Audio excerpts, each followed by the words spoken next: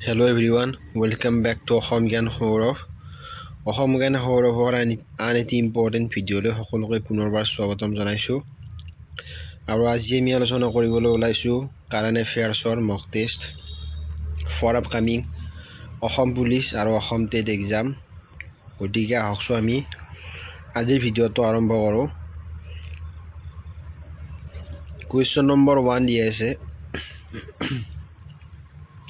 কোনখন দেশে মানৱীয় সাহায্যৰ অংশ হিচাপে ম্যানমাৰলৈ 2200 মেট্ৰিক টন চাউল যোগান ধৰিছে? Which country delivered 2200 metric ton of rice to Myanmar as part of its humanitarian assistance? Option দিয়া আছে চীন, থাইলেণ্ড, জাপান নে ভাৰত মানৱীয় সাহায্যৰ কাৰণে 2200 মেট্ৰিক টন চাউল দিছে। চ' ইয়াৰ ভিতৰত শুদ্ধ আনচাৰটো হ'ব ভাৰত, ইণ্ডিয়াই দিছে। নেক্সট কুৱেশ্যন, কোনখন দেশে ভাৰতৰ সৈতে double taxation এভইডেন্স agreement DDAA MFN দফা স্থগিত ৰখাৰ কথা ঘোষণা কৰিছে? Which country has announced the suspension of MFN clause in its double taxation avoidance agreement DDTA with India? মানে এটা টেক্স আছিল, সেইটো নাইকিয়া কৰাৰ কাৰণে এগ্ৰিমেণ্ট কৰিছে ইণ্ডিয়াৰ সৈতে। কোনখন কাণ্ট্ৰিয়ে কৰিছে? ছুইজাৰলেণ্ড, জাৰ্মানী, ফ্ৰান্স নে আমেৰিকা যুক্তৰাষ্ট্ৰ? শুদ্ধ অপশ্যনটো হ'ব ছুইজাৰলেণ্ডে। ছুইজাৰলেণ্ডে ডাবল টেক্সেশ্যন এভইডেন্স এগ্ৰিমেণ্ট ইণ্ডিয়াৰ লগত চাইন কৰিছে। 2024 চনৰ এছিয়ান মহিলা হেণ্ডবল চেম্পিয়নশ্বিপত কোনখন দেশে জয়লাভ কৰিছিল আৰু প্ৰতিযোগিতাত ভাৰতৰ চূড়ান্ত স্থান কি আছিল? Which country won the 2024 Asian Women's Handball Championship and what was India's final position in the tournament? চ' আমি জানো অসমৰ নয়নমণি শইকীয়া তেখেতে হেণ্ডবলৰ সৈতে জড়িত খেলুৱৈ। আমাক সুধিছে যে এছিয়া ওমেন হেণ্ডবল চেম্পিয়নশ্বিপত কোনখন দেশে জয়লাভ কৰিবলৈ সক্ষম হৈছিল, চেম্পিয়ন হ'বলৈ সক্ষম হৈছিল আৰু ভাৰতৰ স্থান কিমান আছিল? অপশ্যন আছে দিয়াই। দক্ষিণ কোৰিয়াই খিতাপ জয়লাভ কৰে, ভাৰতৰ 5ম স্থান লাভ কৰে ভাৰতে। 2 নম্বৰ অপশ্যন, চীনে খিতাপ দখল কৰে, ভাৰতে 7ম স্থান দখল কৰে। 3 নম্বৰ দি আছে জাপানে খিতাপ লাভ কৰে, ভাৰতে 6ষ্ঠ স্থান দখল কৰে। 4 নম্বৰ দি আছে কাজাখস্তানে খিতাপ দখল কৰে আৰু ভাৰতে 8ম স্থান দখল কৰে। ইয়াৰ ভিতৰত শুদ্ধ এনচাৰটি হ'ব অপশ্যন নম্বৰ 3, জাপানে খিতাপ লাভ কৰিছিল আৰু ভাৰতে 6ষ্ঠ স্থান লাভ কৰিবলৈ সক্ষম হৈছিল। নেক্সট কুৱেশ্যন, 2024 চনৰ অক্টোবৰ মাহত কোনখন দেশে বিশ্বব্যাপী সোণ ক্ৰয়ৰ ক্ষেত্ৰত আগবাঢ়িছিল আৰু 27 টন সোণ লাভ কৰিছিল? Which country lead global gold purchases in October 2024, acquiring 27 tons of gold? কোনখন দেশে অক্টোবৰ মাহত সোণ ক্ৰয় কৰিছিল? অপশ্যন দিয়া আছে তুৰস্ক, তুৰ্কী, পোলেণ্ড, ইণ্ডিয়া নে চাইনা? ইয়াৰ ভিতৰত শুদ্ধ আনচাৰটো হ'ব অপশ্যন নম্বৰ 3, ভাৰত, ইণ্ডিয়াই 27 টন সোণ ক্ৰয় কৰিবলৈ সক্ষম হৈছিল।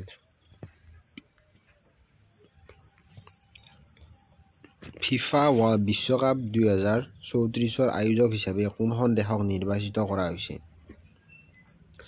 Which country has been named the host of FIFA World Cup 2034?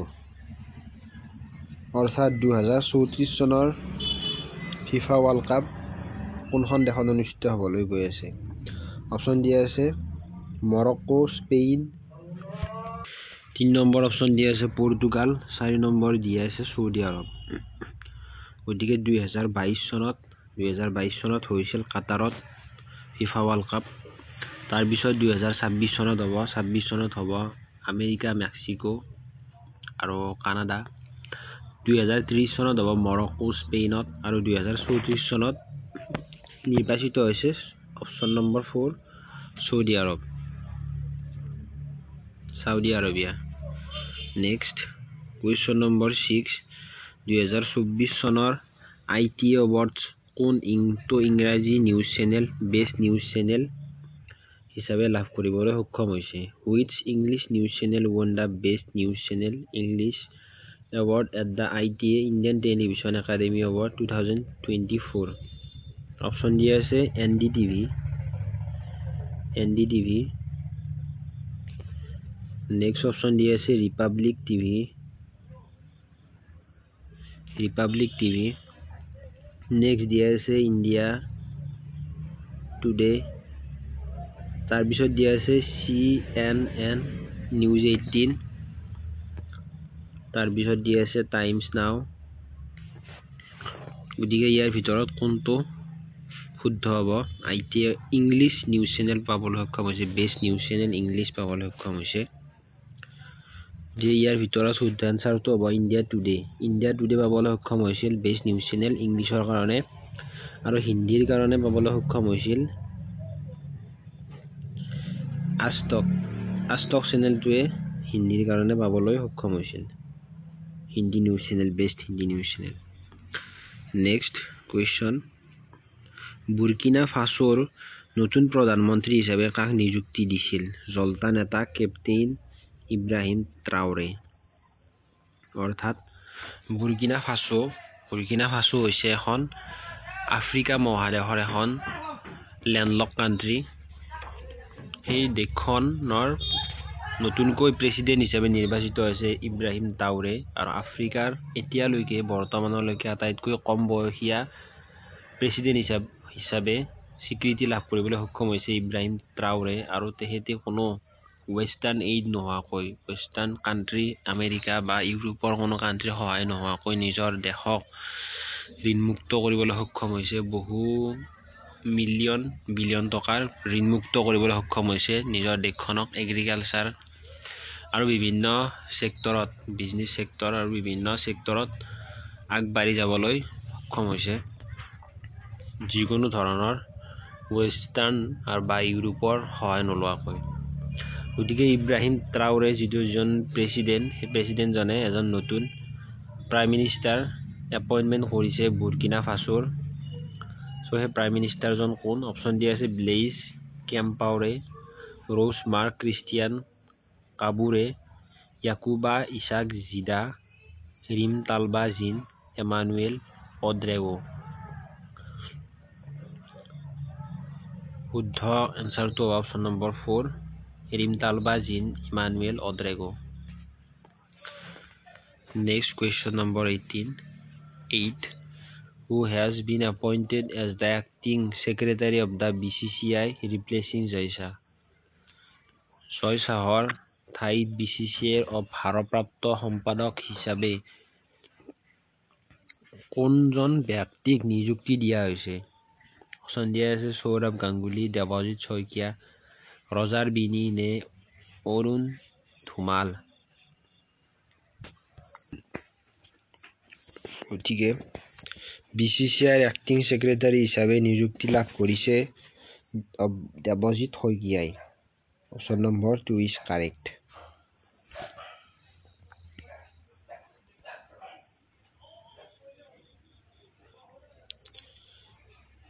who was recently banned by the ICC for 6 years for attempting to fix matches in the Abu Dhabi T10 League শেহতীয়াকৈ Abu Dhabi T10 লীগত match fix কৰাৰ বাবে ICCয়ে কাক 6 বছৰৰ বাবে নিষিদ্ধ কৰিছে অৰ্থাৎ ইণ্টাৰনেশ্যনেল ক্ৰিকেট কাউন্সিলে মেচ ফিক্সিং কৰাৰ কাৰণে কোনজন খেলুৱৈক নিষিদ্ধ কৰিছিল অপশ্যন দিয়া আছে সানি ধিলন মোহাম্মদ আমিৰ এলেক্স হেলছ অজন্তা মেণ্ডিছ শুদ্ধ আনসাৰটো হ'ব 1 সানি Dhillon Which company won the 2 awards at the 3rd PSU Transformation Award 2024 for Innovative Product Development and Technology Adoption 2024 চনৰ 3য় PSU Transformation Awardsৰ কোনটো কোম্পানীয়ে উদ্ভাৱনীমূলক সামগ্ৰী বিকাশ আৰু প্ৰযুক্তি গ্ৰহণৰ বাবে দুটা বঁটা লাভ কৰে অপশ্যন ডি আছে Cochin shipyard limited, Hindustan shipyard limited, Mazagon dock ship builder limited, garden reach ship builder and engineers. শুদ্ধ আনচাৰটো হ'ব হিন্দুস্তান চিপইয়াৰ্ড লিমিটেড।